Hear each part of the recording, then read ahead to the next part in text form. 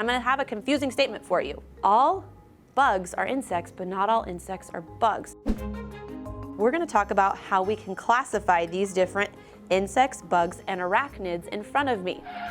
But before we do that, let's think about what classifying means. Classifying is just a way that we can say, oh, these different animals or plants or humans have these characteristics, and we're going to put them in a smaller group. It just makes it easier for scientists and people like us to just say, oh, those go there because they have maybe wings or maybe they don't. So what we're going to do is we're going to classify all of these. To do that, we're going to use this awesome sheet right here that helps us.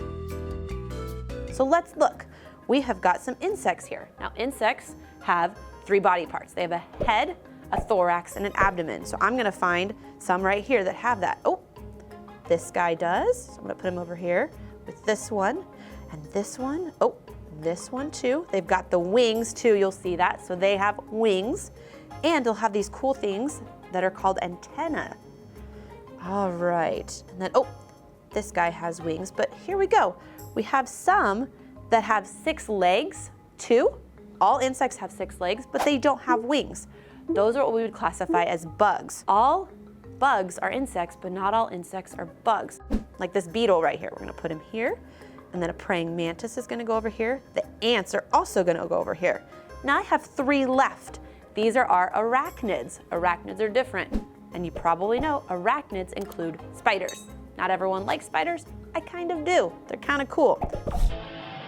Arachnids have 8 legs, and they can sometimes be poisonous and have fangs as well. So let's see. Oh, we have 2 spiders here. And then also, I don't know if you knew this, but scorpions are also considered arachnids, which is pretty cool. So we have our insects over here, we have our bugs here, and then we have our arachnids. So what I want you to do next time you're outside and you see something that's crawling around on the ground or on a leaf, try and figure out if it's an insect, a bug, or an arachnid. Thanks so much for joining us, and we'll see you next time.